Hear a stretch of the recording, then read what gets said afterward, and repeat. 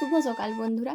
তো ব্লগটা আমি একটু দেরি করেই শুরু করছি, এখন সকাল না, একটু দুপুর হয়ে গেছে। তো যে যেখান থেকে আমার ভিডিওটা দেখছো, আশা করছি তোমাদের শরীর ভালো আছে, আগামী দিনেও ভালো থেকো, সুস্থ থেকো। আর তোমাদের ভালোবাসায় আমিও খুব ভালো আছি। অরণ্য সুন্দরী ভিডিও চ্যানেলে আবার একটা নতুন ভিডিও নিয়ে চলে এসেছি। তোমাদের যদি ভালো লাগে অবশ্যই কমেন্ট করে জানাবে, আর আশা করছি তোমাদের ভিডিওটা ভালো লাগবে, তাই ভিডিওটা স্কিপ না করে পুরো ভিডিওটা দেখার জন্য অনুরোধ রইল। তো আজকে দেখো ব্লগটা বানাচ্ছি, আমার লাইফস্টাইলের সেইভাবে কিছু কাজবাজ আমি দিতে পারিনি। তো আজকে এই যে এত আনারস নিয়ে বসে গেছি, এটা কারণ কি বলো তো, এটাই তোমাদের সাথে আমি শেয়ার করতে চাই। যে আমি হঠাৎ করে এত আনারস কোথায় পেলাম, কোথা থেকে পেয়েছি এত আনারস। আনারসগুলো মানে পাতাগুলো যা কাটা কাটা না, খুব ভয় লাগছে।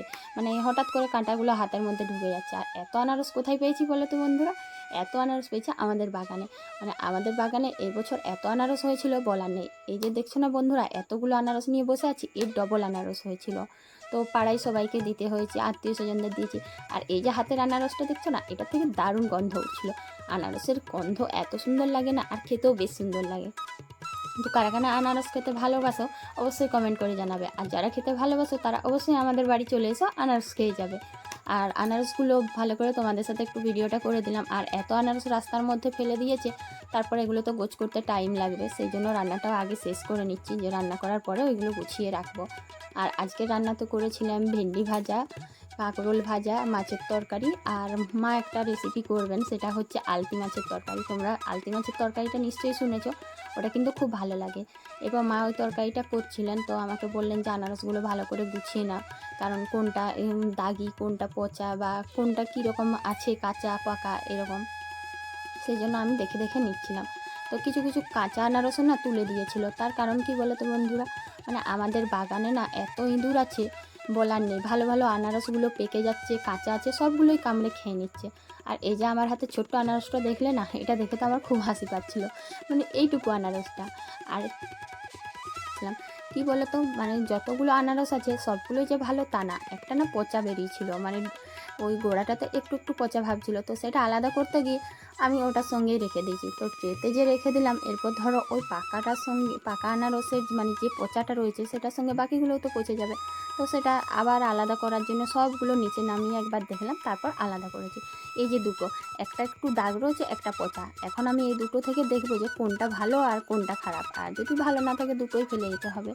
তো আনারসটা খেতে খুব ভালো লাগলো। এতগুলো আনারস গুছিয়ে রাখলাম, আনারস খাবো না এটা কি করে হয়। তো কালকেও একটা আনারস তুলেছিল, সেটা ঠাকুরকে কিছুটা অংশ দিয়েছিল, আর কিছুটা রয়ে গেছিলো। তো ভাবলাম সেটাই আগে কেটে নিই। আর সত্যি বলতে কি বন্ধুরা বলো তো, আনারস কাটা না, মানে আনারস খেতে যতটা ভালো মজার, আনারস কাটতে পারাটা তার থেকেও বেশি মজার। মানে কোনোভাবেই আনারসটাকে পুরোপুরি ভালো করে কাটা যায় না। আনারসের খোসাটা যদিও ছাড়ানো যায়, আনারসের যে ছোটো ছোটো চোখ আছে, মানে আমরা এখানে চোখই বলি, তো এগুলো না কাটা খুবই দুষ্প্রাপ্য বিষয়। আমি তো কোনো দিনই পারি না, তবু চেষ্টা করলাম যদি পারা যায়। তো চেষ্টা করতে বাধা কিসের, সেই জন্য আমি কাটতে বসে গেছি। আজকে না সত্যি বলতে খুব করে মনে হচ্ছে যে আনারস খাই। আর মাকেও বললাম আনারস কাটতে, তো মা বললেন যে আমি পারবো না। মানে মা কোনো দিনই কাটেননি, বাবাই কাটেন। আমাদের বাড়িতে বাবা খুব সুন্দর করে আনারস কাটেন, আর সেই জন্য আমরাও মানে কোনো দিন আমাদের কাটতে হয়নি। তো এখন আনারসটা কাটতে বসে না, মানে এত বিরক্তি লাগছিল না, খুব বিরক্তি লাগছে। মানে কোনোভাবেই ভেতরে কাঁটাগুলো, চোখগুলো যেগুলো, সেগুলো পারছিলাম না। তো বন্ধুরা, তোমরা কে কে আনারস কাটতে ভালোবাসো, আর কে কে আনারস কাটতে পারো বা খেতে ভালোবাসো, অবশ্যই কিন্তু কমেন্ট করে জানাবে। তারপর কিছুক্ষণ ধরে আবার চেষ্টা করলাম, মানে চোখগুলো ছাড়াবার, তো ছাড়িয়েও ছিলাম। তারপরে না আর এই সাইডটা পাচ্ছিলাম না, খোসাটা ছাড়িয়ে নিয়েছিলাম। আনারস অনেক রকমভাবে খাওয়া যায়। মানে আনারস পিস পিস করে কেটে নুন চিনি মিশিয়ে এভাবেও খাওয়া যায়। আবার অনেকে এমনিও আনারস খেতে ভালোবাসে। আবার আনারসের জেলি, আনারসের আচার, সত্যি বলতে আনারসের অনেক কিছু মেনু করা যায়।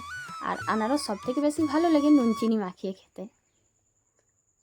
এবার মাকে বললাম একটা চামচ দিতে, যদি চামচের সামনের দিকটা দিয়ে, হয়তো মানে কাঁটা চামচ নিয়েছিলাম, কাঁটা চামচের সামনের দিকটাতে করে আগের দিন কিছু কিছু ছাড়িয়েছিলাম আনারসের ওই চোখগুলো, চেষ্টা করলাম। আর আনারসটা এক টুকরো খেয়ে দেখলাম বেশ ভালোই মিষ্টি হয়েছে, কারণ পাকা আনারস না, আর পাকা আনারস খেতে কিন্তু বেশ মিষ্টি লাগে, একটুও টক হয় না। কাঁচা আনারস কাটলে কিন্তু একটু একটু টক লাগবে, সেটা তুমি যে আনারসেই খাও না কেন, কাঁচা আনারস মানেই তোমার টক হবে।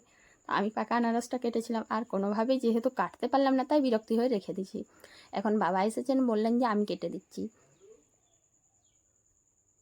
তো বাবা পিস পিস করে কি সুন্দর কেটে নিয়েছে। দেখো বন্ধুরা, বাবা না আমাদের খুব সুন্দর করে কাটতে পারেন। আমাদের বাড়িতে আনারস কাটার জন্য একজনই আছেন বাবা, খুব সুন্দর করে আনারসটাও কাটলেন। আর কতগুলো হওয়ার পর আমি সেগুলোকে নিয়ে নিয়েছিলাম, দিয়ে নুন চিনি মিশিয়ে নিয়েছি।